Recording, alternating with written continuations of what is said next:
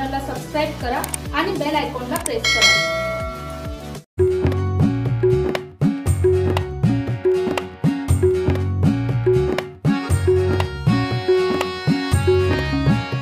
लाडकी बहीण योजनेतील एकही भगिनी लाभापासून वंचित राहणार नाही अशी खात्री देवाभाऊंनी दिली। महाराष्ट्रात लाडकी बहीण योजनेच्या माध्यमातून राज्यातील 1,90,00,000 बहिणींच्या खात्यात योजनेचा लाभ देण्यात आलाय। उर्वरित 60 लाख महिलांना लवकरच लाभ देण्यात येणार आहे। त्यामुळे एकाही भगिनीला भाऊबीजेच्या ओवाळणीपासून वंचित ठेवले जाणार नाही अशी ग्वाही शिर्डी येथील महिला सशक्तीकरण मेळाव्यात संबोधित करताना उपमुख्यमंत्री देवेंद्र फडणवीस यांनी दिली। देवाभाऊंच्या उपस्थितीत शिर्डी येथील महिला सशक्तीकरण मेळाव्यास उत्स्फूर्त प्रतिसाद मिळालाय।